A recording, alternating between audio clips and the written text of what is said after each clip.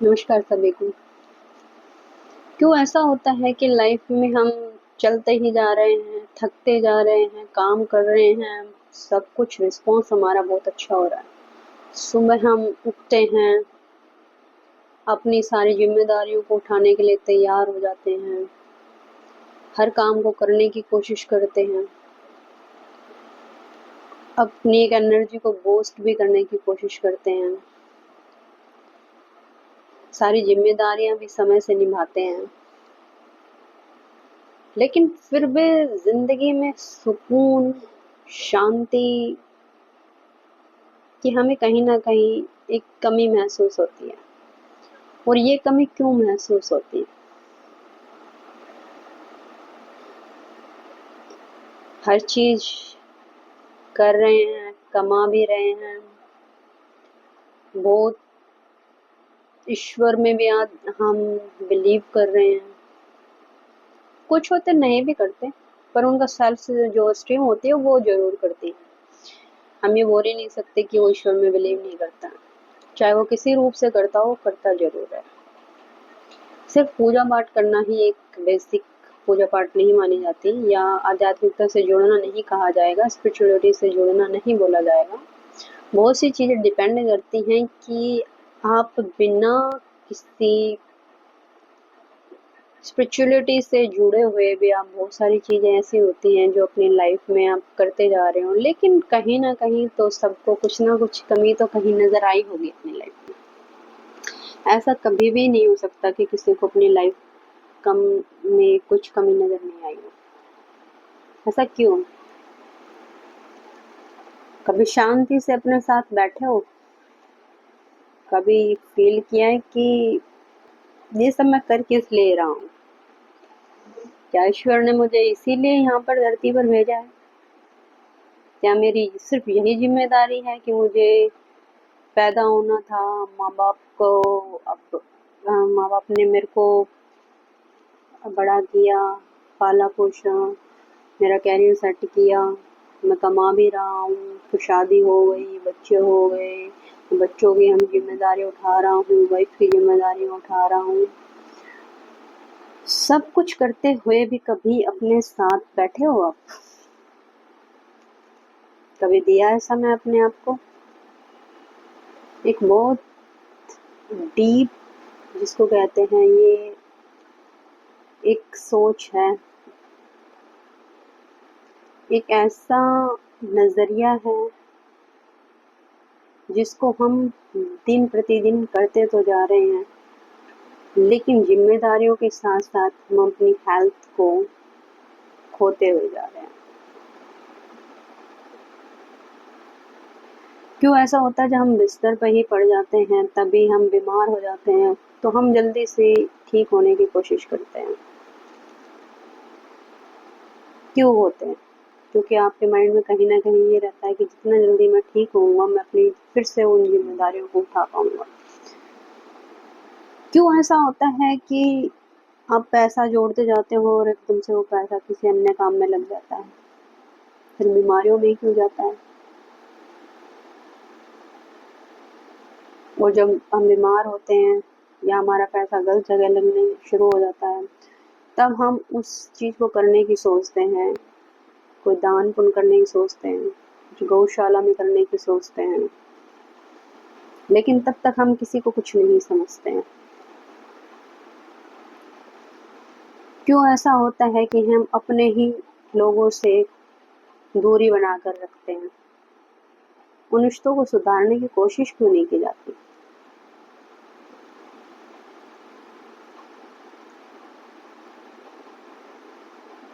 बहुत बड़ी चीजें होती हैं जो छोटी छोटी, अगर हम इन चीजों पर ध्यान देना शुरू कर दें।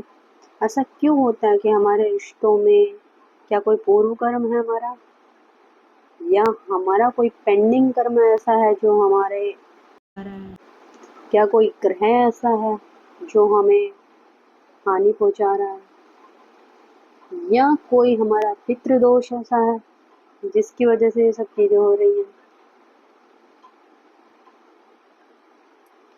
दोस्तों, ये सब चीजें जो होती है ना, हम बहुत समय से सुनते आ रहे हैं और बहुत समय से हम इनके रेमेडीज भी करते हुए आ रहे हैं। कभी आप ये रेमेडीज एस्ट्रोलॉजर के थ्रू करते हो, कभी पंडित के थ्रू करते हो, कभी किसी अन्य होती या किसी भी ऐसे व्यक्ति से जिसको इसकी नॉलेज होती है, उसके जो बताए हुए उपाय हम करते हैं।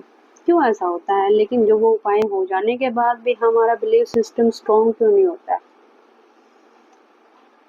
आपने ये तो सोच दिया, चलो ठीक है आपने कर दिया, लेकिन जैसे ही कोई समस्या आती है आपके माइंड में फिर हो जाता है कि साला मैंने तो इसका उपाय किया था, उसके बावजूद भी ये सब चीजें क्यों होने लग रही हैं? कभी आपने विचार किया इन चीजों पर? क्योंकि रीजन कहीं ना कहीं आपके अंदर ही है। हमारा हर पित्र, हमारे हर जो सभी प्रकार के जो देवी देवता होते हैं, हमारी सभी ऊर्जाएं, हमारे सभी जो ब्रह्मांड की शक्तियां, वो हमारे फेवर में काम तभी करती हैं जब हमारे अंदर बिलीफ सिस्टम स्ट्रॉन्ग होता है। अगर आपका किया हुआ कोई भी कार्य डाउटफुल रहता है, शक्की रहता है, शंका में रहता है, कुंठित रहता है, उसके उस उपाय को करने के बावजूद भी आप उस चीज के ऊपर सोचते ही रहते हो कि यार मैंने तो ये किया, उसके बावजूद भी मुझे रिजल्ट क्यों नहीं आ रहा है, या फिर आप सोचते हो नहीं थोड़े दिन लगेंगे, थोड़ा समय लगेगा, हो जाएगा, थोड़ा समय लगेगा, लेकिन बिलीफ सिस्टम आपका कहीं नहीं कहीं घबराया हुआ है, हिला हुआ है, और जाने अनजाने में वो गलतियां हम फिर रिपीटेडली करते जा रहे हैं, करते जा रहे हैं, करते जा रहे हैं। कहीं हमारा स्टॉप का बटन नहीं लग रहा है। क्या भगवान हमारी प्रार्थनाएं नहीं सुनता? क्या कोई इंसान का रिश्ता ऐसा है कि वो जो कभी क्योर ही नहीं हो सकता? क्या कुछ ऐसी चीजें हैं कि जो हमारी ब्लॉक कर दी जाती हैं और वो कभी ओपन ही नहीं हो सकती हैं? क्या हमारी ब्लेसिंग ऐसी है कि वो ईश्वर तक पहुंच ही नहीं रही है? क्या हमारे कोई पेंडिंग कर्म ऐसे हैं, या कोई इस जन्म या पूर्व जन्म में हमने कोई ऐसा कर्म कर दिया जो हमारे बार बार हमें हर्ट कर रहा है? नहीं, ऐसा कुछ नहीं है। क्योंकि जब तक हम इस कर्मकांड में, इस रूढ़िवादिता में, पूर्व विचारों में हम घूमते रहेंगे ना, अपनी सोच को नहीं बदलेंगे, अपने माइंडसेट को अगर आप चेंज नहीं करोगे, तो वो जो चीजें आप अपनी जिंदगी में आज तक फेस करते आ रहे हो, वही चीजें आप अपने बच्चों को भी देना शुरू कर दोगे, और बच्चे बच्चों को देना शुरू कर देंगे अपने बच्चों को, और ये चीज एक पीढ़ी दर चलती रहेगी, और कहीं भी उसका कोई सॉल्यूशन नहीं है। ध्यान रखना, चाहे आप कितनी पूजा पाठ करवा लो, चाहे आप कितने डॉक्टर के चक्कर कर लो, चाहे आप कितने ही आप रेमेडीज कर लो, कोई बेनिफिट नहीं है उसका। क्योंकि हम ईश्वर की जो शक्ति है उसके साथ तो अलाइन हुए ही नहीं है।